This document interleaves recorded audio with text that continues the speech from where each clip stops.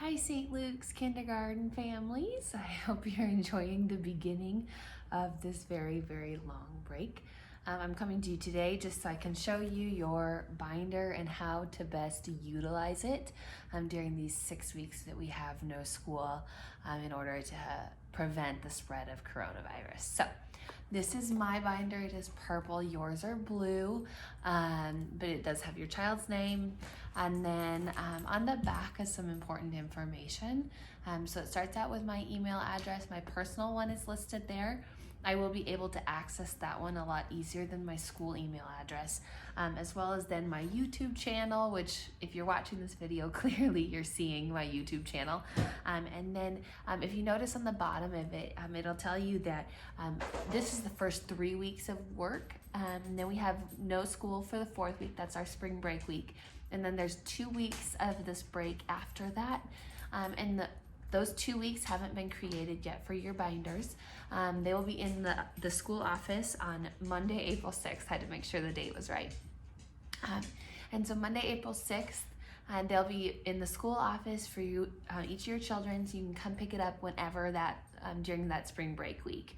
And then that way you'll be able to finish the last 2 weeks of work. So let's run through this binder really quick. So you're gonna open up inside, and the very first paper you're gonna see is this one. That's my reminder note. This very first one you're gonna see is my mystery word paper.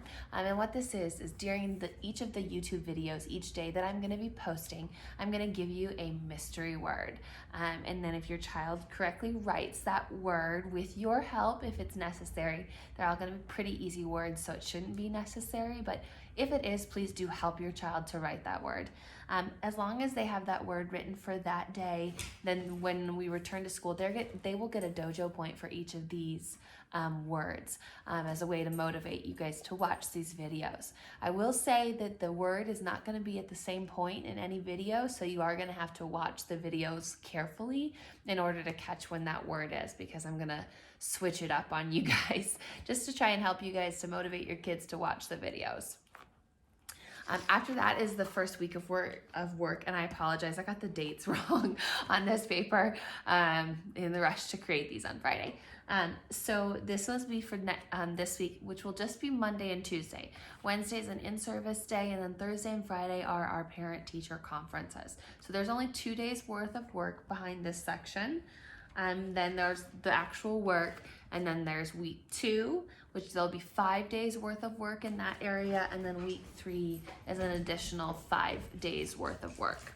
So we'll just look for this video at the first week, which is just 2 days. So behind the label page, it'll have a page that says morning work. And now morning work is what we tend to do in the mornings, obviously, while students are arriving at school. These papers are fairly self-explanatory, and most of the students operate pretty well on doing these on their own. They may need a little assistance trying to figure out the vocabulary word, and some of those can be really challenging. So during each video, I'll run you through those, because if you'll look, so there'll be one page for each day. So this will be Monday's paper, and it's a front and back paper, and then this will be Tuesday's front and back as well. And so I'll run you through these words on the back. Can sometimes be really challenging to try and figure out what they're looking for. So I will run you through those during our video each day. Then after morning work, so that's Monday's morning work and then Tuesday's morning work. Then it'll be math. And again, I will have a math lesson on the video each day. And behind the math section, then there will be Monday's work and Tuesday's work. Then the phonics area. Each child has their own individual phonics work, so I won't be able to do all of the lessons for this. I will do my best to teach the main lessons, and might even have those as separate videos, so that then if your child's working on this skill or another skill, then you can watch a specific video for that skill. And so behind this phonics work, again, you'll have one page for each day. The students are used to doing these on their own entirely during our guided reading centers, so they shouldn't need a lot of assistance, more than what they're getting on the videos from me. After phonics, oops, sorry, mine are stuck together. After phonics is our reading area, and again, these are going to be individualized for each of your students. So it's based on what level they are currently reading at. So some of your students have different reading passages, but there's going to be a first page each day has a reading passage with some comprehension questions on it. And then on the back of the page is going to be a different rhyming activity, or sometimes a sight word activity, or maybe even sometimes a phonics activity, just to kind of continue with the things that we do during our guided reading centers each day. So again, there will be one page for each day. The only section that doesn't have a page per day is our writing section.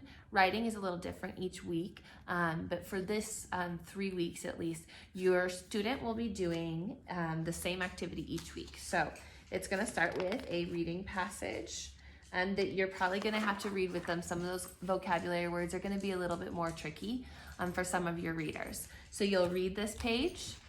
Then it's up to you whenever you want to do these activities. Then you're going to use that reading to fill out this paper. The first week is about zebras. We're doing nonfiction writing. So zebras are mammals in the horse family. And so then you're going to have them write zebras are mammals.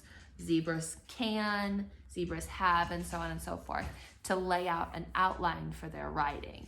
And then after you've done that, you're gonna have them rewrite it with actually writing the words zebras are, and then using their outline that they've created to rewrite. So this will be their whole writing activity. And that's the same for each week, but it's a different animal each week. So that is how our binders operate. So then on April 6th, when you come to pick up your next work, you'll have 2 more dividers, as well as all these work that'll be clipped together so that you can just slide it directly into your binders and maintain the same format. I hope that helps you to understand kind of what we're going to be doing with these binders, and then tune back in every single day in order to watch these videos. We'll talk to you soon, and I hope you guys are doing well. I miss you guys already.